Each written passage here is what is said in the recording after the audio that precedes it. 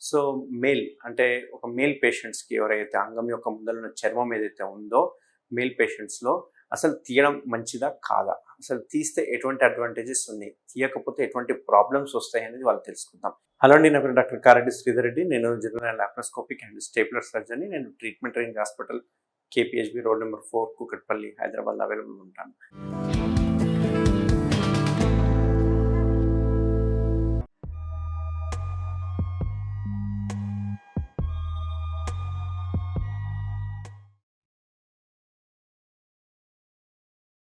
So male జెనిటాలియాలో చూసుకుంటే గనక అంగం యొక్క ముందలున్న చర్మం ఏదైతే ఉందో పుట్టిన తర్వాత ఈ పైనున్న చర్మం అనేది ముందర కవర్ అయి ఉంటుంది.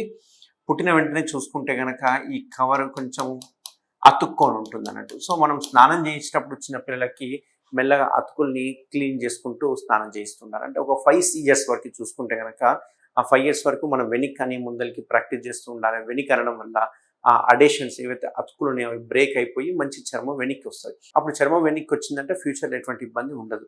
బట్ కొందరికి ఏమవుతుందంటే మనం సరిగ్గా క్లీన్ చేయకపోవడం కావచ్చు, లేకుంటే కొందరికి వెనక్కి రాదు, అతుక్కపోతుంది. ఓసారి అతుక్కున్న తర్వాత మూత్రం పోయడానికి ఇబ్బంది అవుతూ ఉంటుంది.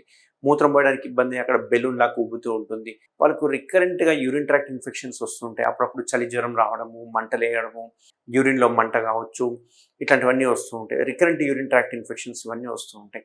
సో అట్లాంటి వాళ్ళకి ఏం చేయాలంటే మనం సుంతి ఆపరేషన్ చేయించుకోవాల్సి వస్తుంది. ఒకవేళ చిన్నప్పుడు కనుక అది మనం చేయకుండా అలాగే వదిలేసిస్తే అడోలసెంట్ ఏజ్ గ్రూప్ వచ్చాక ఒక 13-16 ఇయర్స్ వచ్చిన తర్వాత వాళ్ళు క్లీన్ చేసుకునికి వెనక్కి ప్రాపర్గా క్లీన్ చేసుకోకపోతే అక్కడ లోపల మనకు కొన్ని గ్లాండ్స్ ఉంటాయి. మాడిఫైడ్ సెబేషియస్ గ్లాండ్స్ అంటాం. ఆ గ్లాండ్స్ మనకు చెమట ఏదైతే బయటకు వస్తుందో అక్కడ కూడా లోపల వైపు కూడా మనకు చిన్న స్మెగ్మా అని చెప్పేసి రిలీజ్ చేస్తూ ఉంటుంది అన్నట్టు, స్మెగ్మా. సో ఈ స్మెగ్మా అనేది తెల్ల కలర్ జిగురులాగా ఉంటుంది. అది బయటికి రాక సరిగ్గా క్లీన్ చేసుకోకపోవడం వల్ల లోపలే స్ట్రక్ అయిపోయి అక్కడనే ఆగిపోయి బిల్లలుగా తయారవుతుంటుంది. కొందరికి పొడి పొడిగా బయటకు వస్తూ ఉంటుంది అన్నట్టు. సో ఒక అడలెసెంట్ ఏజ్ గ్రూప్ వచ్చాక సరిగ్గా క్లీన్ చేసుకోకపోతే అలాగే వదిలేసేసేస్తే వాళ్ళకి ఇచ్చింగ్ అంటే దురదలు రావడము, నలుపుకోవడము, ఒక రకమైన ఫౌల్ స్మెల్ రావడము, అన్హైజీనిక్ వాతావరణం అనేది ఉంటుంది అన్నట్టు. సో అట్లా కాకుండా ఇంకా ఆ స్టేజ్లో కూడా మనం అలాగే వదిలేసేస్తే రేపు ఫ్యూచర్లో పెళ్ళయిన తర్వాత ఇంటర్ కోర్స్ చేసేటప్పుడు ఆ ఏరియా ఏదైతే లోపల ఉంటుందో అది చాలా సాఫ్ట్గా ఉంటుంది స్కిన్ అనేది. అంటే ఈ పైన స్కిన్ చూసుకుంటే చాలా హార్డ్గా ఉంటుంది. బట్ లోపల ఉన్న స్కిన్ ఏదైతే ఉందో అది కొంచెం సాఫ్ట్గా ఉంటుంది. ఇట్లా సాఫ్ట్గా ఉండడం వల్ల ఇంటర్ కోర్స్ చేయడం వల్ల అక్కడక్కడ చిన్న చిన్న దెబ్బలు అంటే అబ్రేషన్స్ అంటాం కదా, క్రాక్స్ అనేవి ఫామ్ అవుతూ ఉంటాయి. ఇట్లా క్రాక్స్ ఫామ్ కావడం వల్ల అక్కడ ఉన్న బ్యాక్టీరియా లోపలికి ఎంటర్ అయిపోవడము, సెక్షువల్ ట్రాన్స్మిటెడ్ డిసీజ్ రావడం, ఇట్లాంటివన్నీ జరుగుతూ ఉంటుంది అన్నట్టు. సో ఇంటర్ కోర్స్ చేసిన తర్వాత అందులో ఉండే వైరస్ కావచ్చు, బ్యాక్టీరియా కావచ్చు, ఆ క్రాక్స్ నుంచి ఎంటర్ అయిపోవడము, కొన్ని రకాల సెక్షువల్ ట్రాన్స్మిటెడ్ డిసీజులు రావడం అనేది మనం చూస్తూ ఉంటాం. సో వీళ్ళకి ఇంకొకటి ఏంటి అంటే ఈ సర్కంసిషన్ అంటే ఈ పైన తోలు తీసుకోకుండా అలాగే పెడితే కనుక హెచ్ఐవి వచ్చే అవకాశాలు కూడా చాలా ఎక్కువ ఉంటాయి. ఎందుకంటే ఆ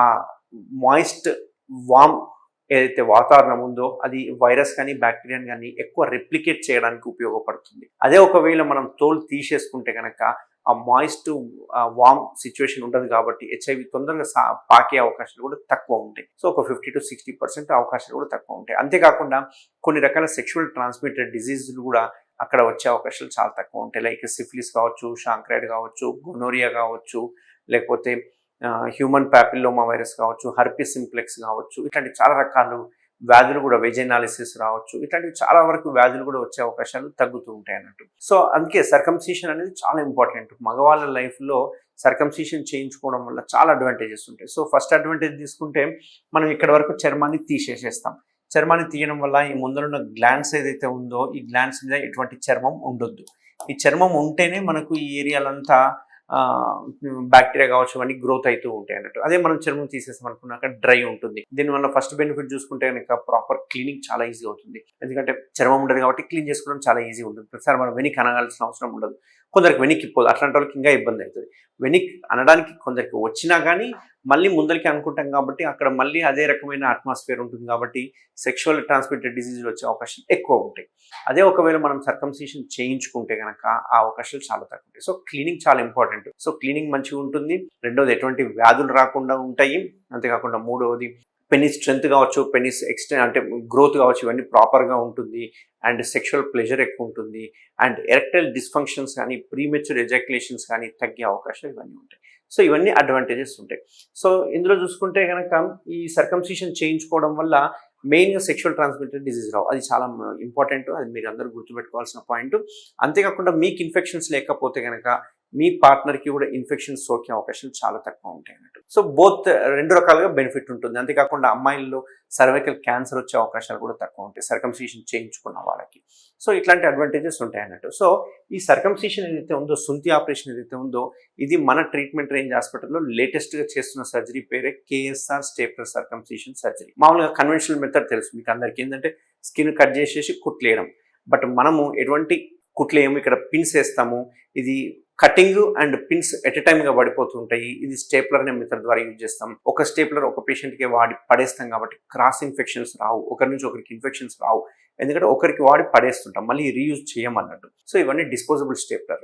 ప్లస్ ఇందులో మన కేఎస్ఆర్ బ్రాండ్లో ఏదైతే స్టేప్లర్స్ ఉన్నాయో అవి జిగ్జాగ్గా పడుతుంటాయి, స్టెయిన్లెస్ స్టీల్ పిన్స్ ఉంటాయి. అందులో వాడే సిలికాన్ రింగ్ ఏదైతే ఉందో ఆ రింగ్ చాలా స్పెషల్ రింగ్ అన్నట్టు. ఆ రింగ్ వల్లనే మనకు పెయిన్ కానీ లేకుంటే ఎడిమా అంటే వాపు కానీ బ్లీడింగ్ కానీ ఇవన్నీ డిసైడ్ చేస్తుంది. ఆ రింగ్ హార్డ్గా ఉండడం వల్ల కొందరికి బ్లీడ్ అయ్యే అవకాశాలు ఉంటాయి. బట్ మన టీఆర్హెచ్లో అవైలబుల్ అయ్యే ఆ సిలికాన్ రింగ్ ఏదైతే ఉందో మన హాస్పిటల్ పేరు మీద, నా పేరు మీద పేటెంట్ రైట్స్ ఉన్నాయి.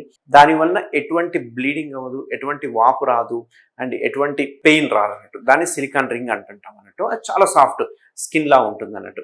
సో ఈ టెక్నిక్ ఎంత చూసుకుంటే కనుక లెస్ దెన్ 4 to 5 minutes అయిపోతుంది. Within half an hour discharge చేయడం జరుగుతుంది. పేషెంట్ యథావిధిగా తన పనులు తను చేసుకోవచ్చు. ఎటువంటి పథ్యం లేదు, ఎటువంటి పెయిన్ ఉండదు, ఎటువంటి వాపు ఉండదు అండ్ ఇమ్మీడియట్గా తన పనులకి వెళ్ళిపోవచ్చు. అండ్ మోస్ట్ ఇంపార్టెంట్ ఏంటి అంటే ఇక్కడ తీసుకోవాల్సిన 2 జాగ్రత్తలు మాత్రం మీరు బాగా గుర్తుపెట్టుకోవాలి. ఒకటి, అంగస్తమన కాకుండా చూసుకోవాలి. అండ్ రెండవది, ఎటువంటి ఇంటర్ కోర్స్ చేయకూడదు. అట్లీస్ట్ 1 month గ్యాప్ ఇవ్వాలి.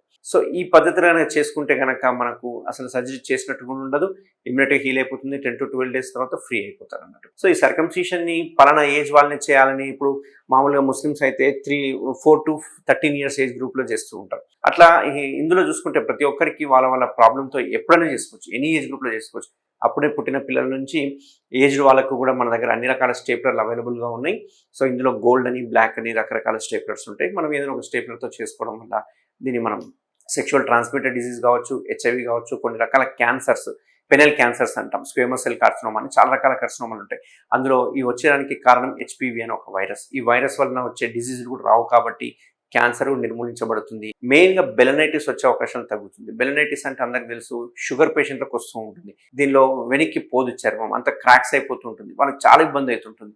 అసలు షుగర్ డయాబెటీస్ ఉంది అంటే ఫస్ట్ చేయాల్సిన పని ఏంటి అంటే ఇమ్మీడియట్గా చర్మం తీయించేసుకోవాలి. చర్మం తీయించుకుంటేనే వాళ్ళు సేఫ్గా ఉంటారు అన్నట్టు. సో ఇట్లాంటివన్నీ మనం అవాయిడ్ చేయడానికి అవకాశం ఉంటుంది. సో ఎవరైనా అబ్బాయిలు ఉంటే కనుక సర్కంసిషన్ చేయించుకోవడానికి ప్లాన్ చేసుకోండి. దీనికి ఇంతకుముందు లాగా భయపడాల్సిన అవసరం లేదు. ఇప్పుడు స్టేప్లర్ వచ్చింది కాబట్టి జస్ట్ 10 daysలో మీరు ఫ్రీ అయిపోతారు. అండ్ లైఫ్ టైం ఈ సెక్షువల్ ట్రాన్స్మిటెడ్ డిసీజ్ వచ్చే అవకాశాలు కూడా చాలా తక్కువ ఉంటాయి. Thank you very much.